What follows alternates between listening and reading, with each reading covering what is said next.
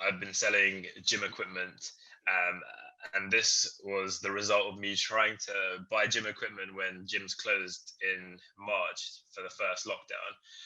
And I realized that online everywhere, gym equipment was sold out pretty much, and it was really hard to find stock at a reasonable price. So I bought a few, I listed them on Facebook Marketplace, and I continued to do this. I found some sort of gym benches, some dumbbells, chin-up bars. There were quite a few different product varieties, and they seemed to do quite well. I found particularly like dumbbells that were like in extreme demand. So those are the ones that I decided to focus on. I have a friend who lists stuff and sells regularly on Facebook Marketplace. So I decided to speak to him, and we got involved with selling in bulk. I would just on this point kind of just expand a little bit that having a partner is really important. I think that it is great to have someone to bounce ideas off and idea share. Someone to tell you, oh, this is a stupid idea or this is a great idea, and then you can just use them as a board to kind of, as I say, just reflect on your thoughts. So very, very useful thing to have. After finding the partner, I wanted to increase the scale of operations, so I decided to use like Alibaba, AliExpress to get stuff from China imported here. The first thing I just want to mention on like some of the challenges I had with importing is the fact that it takes so long, especially when it comes from China. Like unless you're flying it in, it's going to take like at least a month for it just to deliver, and the whole processing of the order itself probably takes about another month. So if you've got it streamlined, like I think maybe like 6 to 7 weeks. Some of the other risks that you need to be aware of are that you just don't really know the quality of the good that you're getting. So the good thing about Alibaba is that it has a seller rating, so that you're able to see how much or how legitimate a seller is through feedback from other buyers. That's useful, and you can compound that with the Alibaba service of investigation. So you can purchase an investigator to go to the factory, open the boxes, take pictures and send them back to you. So that's like a private investigation service. I would definitely recommend that. That's only like probably cost like 1% or something of your total value, but definitely worth it. I spoke with a lot of different suppliers, and at this point the suppliers were all giving me different prices, so I needed to establish what was the base range. So through negotiations, I had a better idea of, okay, well, if this is the range, then I should just be looking at suppliers who are offering this type of service.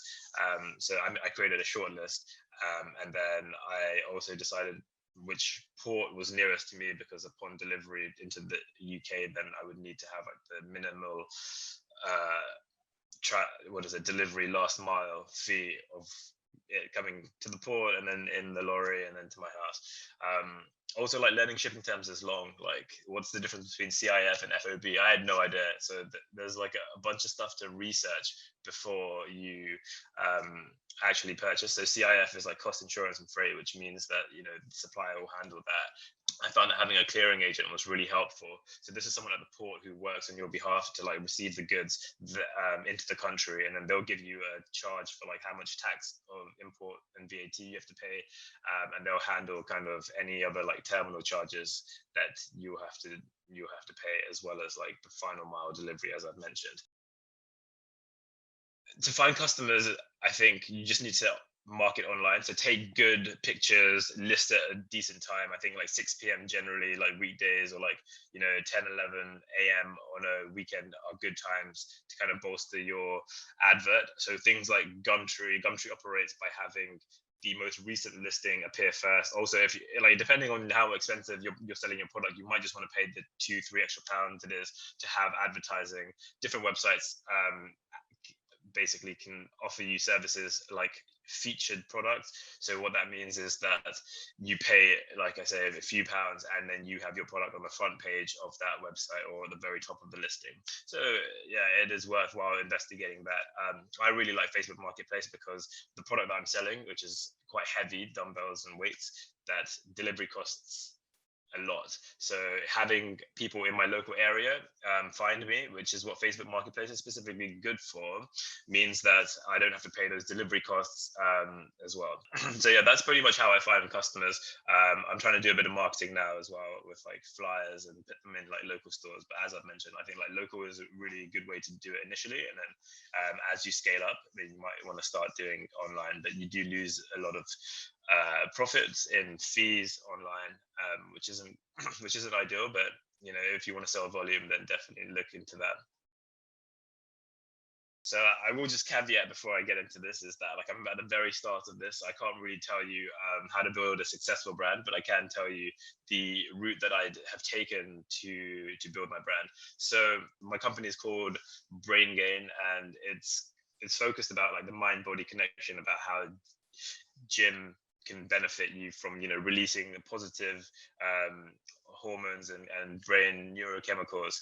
On my Instagram page, like I've created a set of posts that I'm gonna upload over the next month as the products come in for this next batch that I have, and I'm going to try complement that with you know, getting engaged with personal trainers so that they're using the products and they're talking about the benefits of you know, how gym can improve the mind. And I'm going to have the logos like everywhere on these like informational pieces and posts on the social media platform. The logo I got made through Fiverr. I just want to say that this is a great website, fiverr.com. I think there is a gap in like the home gym market, especially with COVID, with demand going straight up. So because of gyms closing, so there's also kind of how I'm trying to pitch the brand towards that sort of area.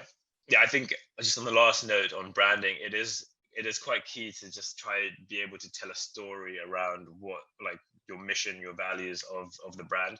I think a lot of brands, especially gym brands, they have this kind of way of trying to sell products about how you can get really strong and hench from doing gym, and you know, like they always have adverts of people with massive muscles bulging and big biceps. However, I don't think that's necessarily the way I want to go down. I think that's been overdone. So just trying to choose a brand that's slightly unique helps to, I think, reduce like maybe competition and attract like a different market.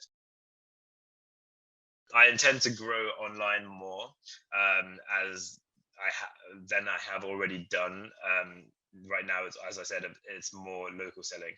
But one business model that I do really want to follow is the distribution model.